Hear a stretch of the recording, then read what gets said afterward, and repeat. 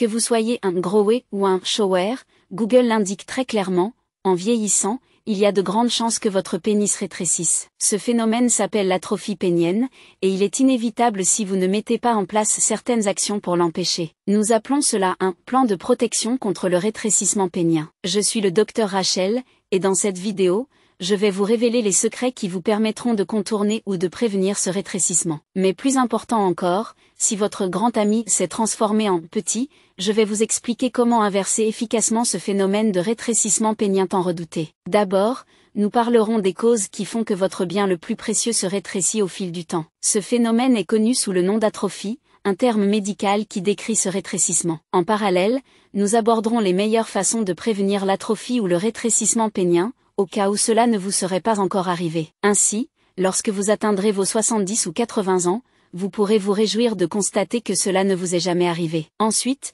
nous plongerons dans ce que vous pouvez faire pour inverser ce rétrécissement pénien, car oui, il est possible d'observer une transformation positive sous vos yeux, avec des résultats mesurables, pour ainsi dire. Assurez-vous donc de rester jusqu'à la fin de cette vidéo, car je vais vous montrer comment inverser ce rétrécissement grâce à un processus étape par étape, facile à suivre. Je vais tout vous expliquer, et vous pourrez le faire chez vous, de manière autonome, avec des résultats visibles assez rapidement. Et le meilleur dans tout cela, c'est que ce processus ne nécessite ni chirurgie, ni injection, ni dépenses faramineuses. Commençons par expliquer pourquoi cela se produit. Vous ne pouvez pas trouver une solution sans comprendre la raison de ce rétrécissement en premier lieu. Nous allons donc passer un peu de temps à expliquer pourquoi votre érection rétrécit ou s'atrophie au fil du temps, afin que la solution soit logique. Car, si vous connaissez les causes de ce phénomène, vous prendrez la solution au sérieux, sachant pourquoi vous devez agir. Le rétrécissement se produit principalement parce que le flux sanguin vers la région pénienne diminue avec le temps. Cela peut sembler anodin,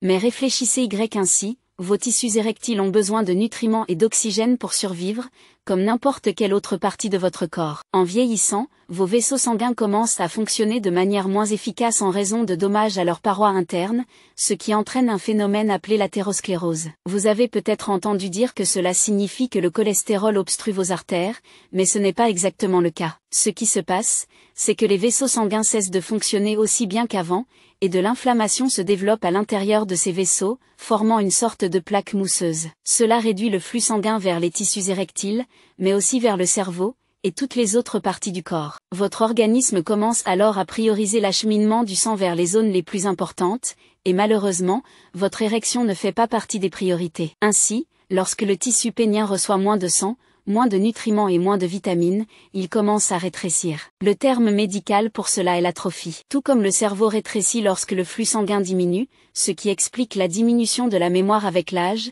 le pénis aussi rétrécit lorsqu'il n'est pas suffisamment irrigué. D'autres facteurs contribuent également à ce rétrécissement. Par exemple, lorsque vous êtes dans la vingtaine, vous avez en moyenne 5 à 8 érections nocturnes pendant votre sommeil. Ces érections nocturnes, appelées DQPS, fonctionnent comme des pompes pour assurer que vos tissus érectiles reçoivent la nutrition dont ils ont besoin. Mais, avec l'âge, ces érections nocturnes se font de plus en plus rares. De plus, le fait d'être marié peut paradoxalement contribuer à une diminution de l'activité sexuelle, malgré l'idée reçue que le mariage augmenterait la fréquence des rapports sexuels. Des études montrent que les couples qui étaient sexuellement actifs avant le mariage ont tendance à avoir moins de rapports après s'être mariés, et encore moins lorsque les enfants arrivent. Moins de sexe signifie moins de DQPS, ce qui entraîne une réduction du flux sanguin, par conséquent, un risque accru de rétrécissement pénien. En plus de cela, le niveau de testostérone diminue naturellement avec l'âge, et votre corps devient moins efficace pour utiliser la testostérone disponible,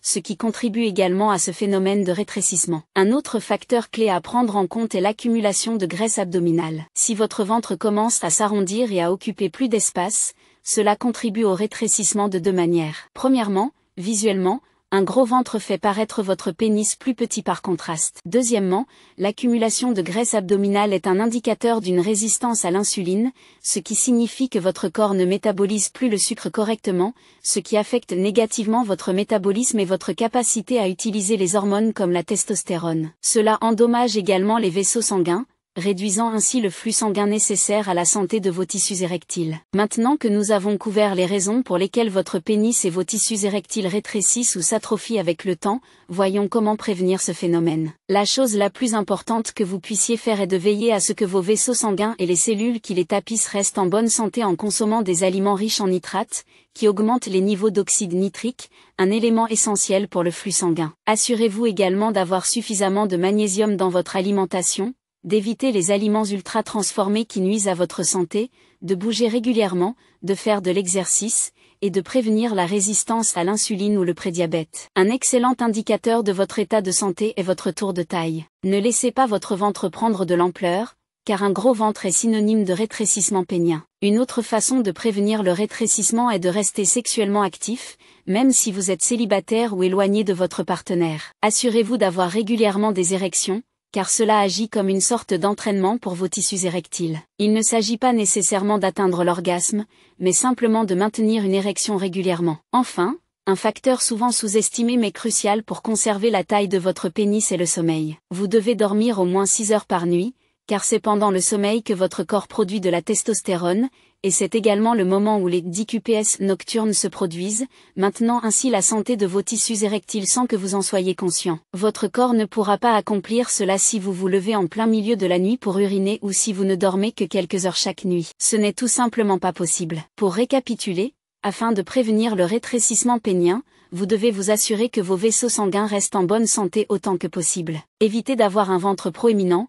Restez physiquement actif, car un gros ventre est synonyme de rétrécissement. Adoptez une alimentation favorable à vos érections, restez sexuellement actif, et assurez-vous d'avoir un sommeil de qualité. Maintenant, discutons de la façon de renverser le rétrécissement pénien. J'aimerais que vous l'envisagiez comme si vous redonniez vie à votre pénis. Tout ce que vous pouvez lire en ligne vous dira que le rétrécissement est inévitable et irréversible. Chaque fois que quelqu'un vous dit qu'une situation est permanente et qu'il n'y a aucun espoir de récupération, ne le croyez jamais. Il y a toujours de l'espoir, et il y a toujours une solution. Et je vais vous la révéler maintenant. Première étape, offrez-vous ce que j'appelle une transformation des cellules endothéliales. Les vaisseaux sanguins endommagés produisent moins d'oxyde nitrique et ont un flux sanguin réduit. Restaurez la santé de la paroi de vos vaisseaux sanguins. Augmentez votre apport en magnésium. Un faible taux de magnésium dans le sang augmente l'inflammation, ce qui endommage davantage les vaisseaux sanguins et favorise la formation de caillots dans les artères, ce qui réduit encore plus le flux sanguin. De plus, augmentez votre consommation de vitamine C. La vitamine C peut aider à augmenter la disponibilité de l'oxyde nitrique,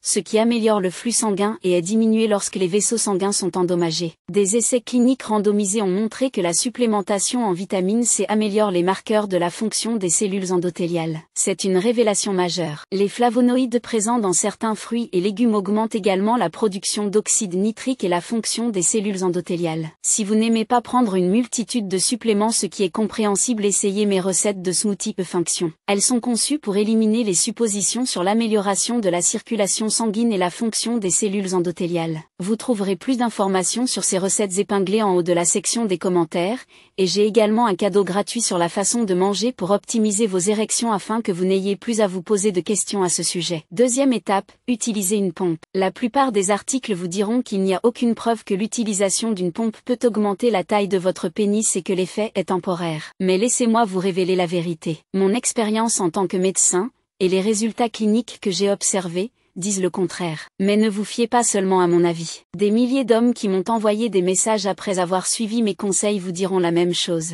Consultez cette vidéo que j'ai publiée sur YouTube à propos de l'utilisation de la pompe, et regardez les commentaires. Clairement, soit tous ces hommes de notre communauté et mes anciens patients sont dans l'illusion, soit toutes ces informations en ligne sont fausses pour une raison quelconque. De plus, une autre preuve qui va à l'encontre de ce que disent nos experts médicaux et tous ces articles en ligne est que la toute première forme de rééducation pour les hommes souffrant de dysfonction érectile, après avoir subi une ablation de la prostate, était la pompe pénienne. En fait, l'utilisation de la pompe a été prouvée efficace pour prévenir le rétrécissement post-ablation de la prostate et l'installation d'une dysfonction érectile. Il est donc totalement faux de dire qu'un protocole d'utilisation de la pompe ne peut pas améliorer la perception de la taille. Je dis bien perception parce qu'au final, peu importe ce que le maître ruban indique. Si vous pensez que c'est plus grand, et que votre partenaire le pense aussi, alors c'est plus grand. Au fond, qui d'autre a une opinion qui compte à ce sujet, n'est-ce pas? Donc, Faites-vous d'abord examiner par votre médecin avant de commencer, surtout si vous avez des conditions médicales telles que la drépanocytose ou des problèmes de coagulation sanguine. Assurez-vous d'avoir une pompe de qualité et commencez doucement. Pompez 4 à 5 fois par semaine,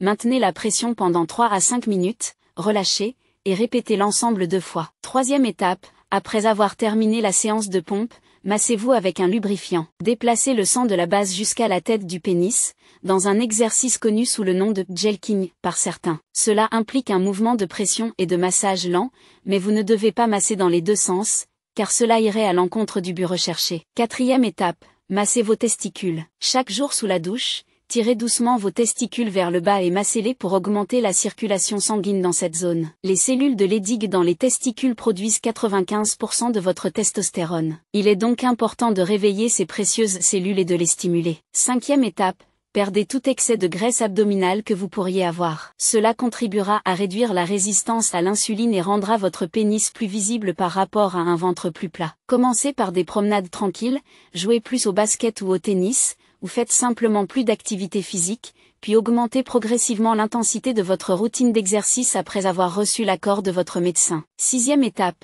stimulez-vous régulièrement. Réveillez votre pénis. La pompe vous offre des érections artificielles grâce à l'effet du vide, mais il est essentiel de provoquer de véritables érections. Cet exercice supplémentaire de stimulation pénienne permet généralement d'améliorer le flux sanguin, de briser les plaques qui se sont formées, et d'étirer les tissus érectiles. Ce flux sanguin amélioré aidera à redonner vie et volume à ces tissus atrophiés. Ainsi, abonnez-vous et activez les notifications pour ne pas manquer ce type d'informations transformatrices qui vous permettront de rester jeune et de vieillir à l'envers. Et n'oubliez pas les cadeaux gratuits que j'ai épinglés pour vous en haut des commentaires. Je vous aime, et on se revoit la prochaine fois. Bam!